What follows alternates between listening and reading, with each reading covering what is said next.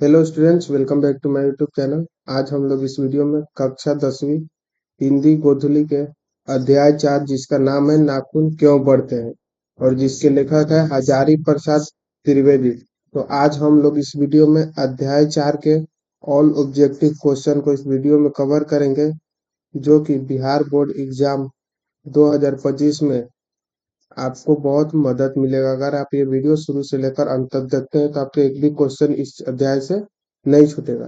तो पहला सवाल है हमारा, नाखून क्यों बढ़ते हैं किस प्रकार का निबंध है। तो ये कैसा निबंध है? तो ये ललित निबंध, ऑप्शन नंबर सी।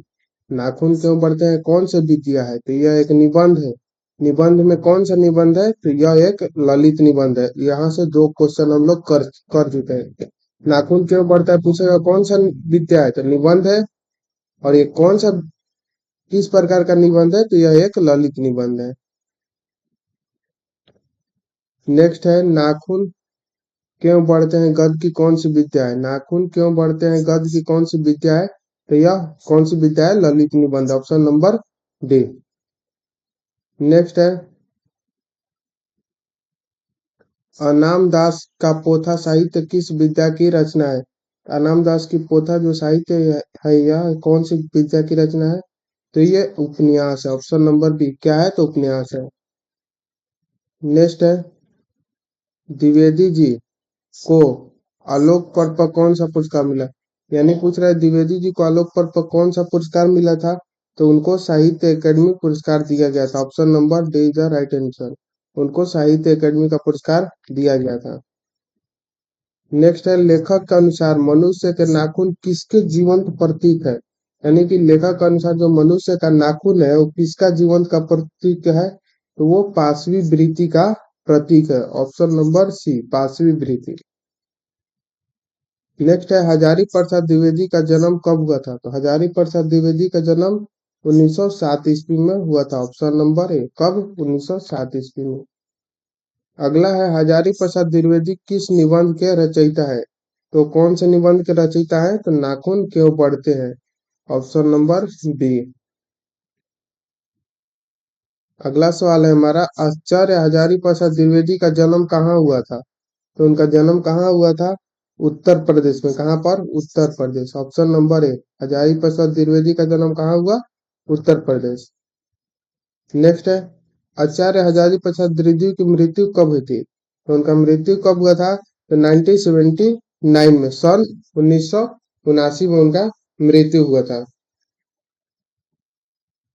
नेक्स्ट है, असुरों के पास नहीं थे। तो असुरों के पास क्या नहीं थे? तो लोहे के अस्त्र नहीं थे, ऑप्शन नंबर डी। उस समय उनके पास अस्त्र नहीं थे। नेक्स्ट है, नखधर मनुष्य किस पर भरोसा करके आगे की ओर चल पड़े। तो जो नखधर मनुष्य थे वो किस पर भरोसा करके आगे की ओर चल पड़े। तो वो एटम बम पर वो भरोसा करके आगे की ओर चल पड़े। अगला सवाल है हमारा, अल्पज्ञ पिता कैसा जीव होता है। तो अल्पज्ञ पिता कैसे जीव होता है?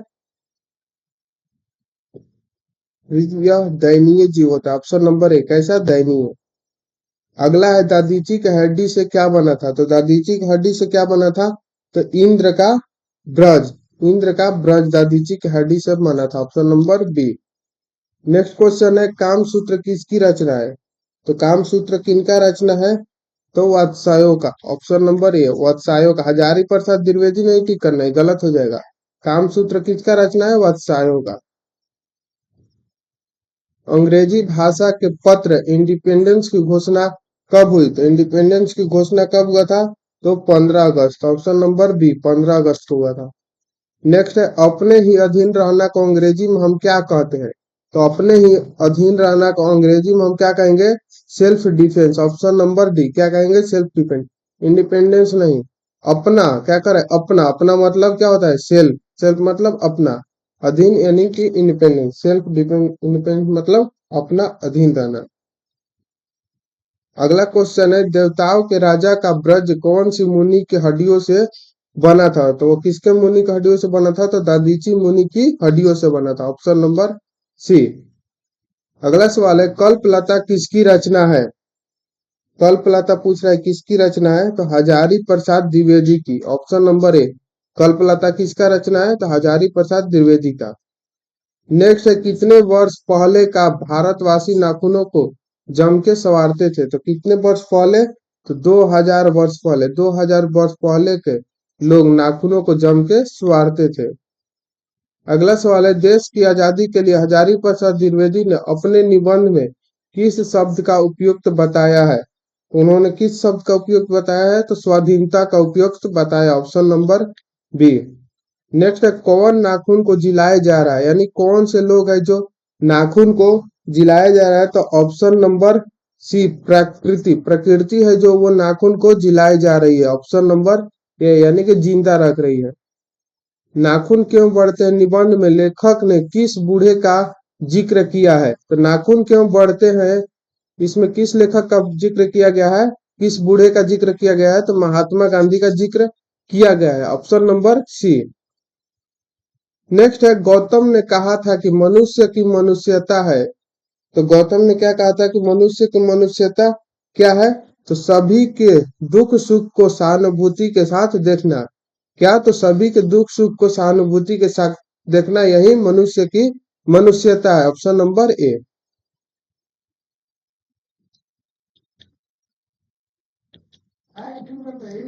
अगला सवाल है हमारा, मनुष्य क्यों बढ़ते हैं निबंध में निबंधकार का कौन सा दृष्टिकोण प्रकट होता है?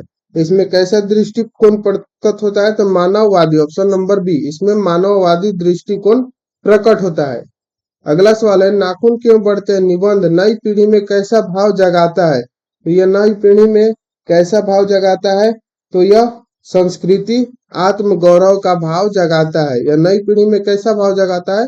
तो सांस्कृतिक आत्म गौरव का भाव जगाता है।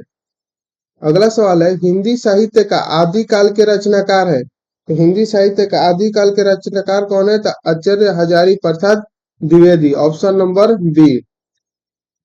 नेक्स्ट है, कौन सी रचना हजारी प्रसाद द्विवेदी की नहीं है? पूछ रहा है कौन सी रचना जो है वो हजारी प्रसाद द्विवेदी का नहीं है? तो माटी का मूरत, माटी का मूरत, ऑप्शन नंबर बी जो है ये हजारी प्रसाद द्विवेदी का नहीं है। नेक्स्ट क्वेश्चन है, द्विवेदी जी ने निर्लज अपराधी किसे कहा है? तो द्विवेदी जी निर्लज अपराधी किसको कहते हैं? तो वो नाखून को निर्लज अपराधी कहते हैं, क्योंकि हम इसको कितना भी काटे हैं ये निर्लज बढ़ ही जाता है।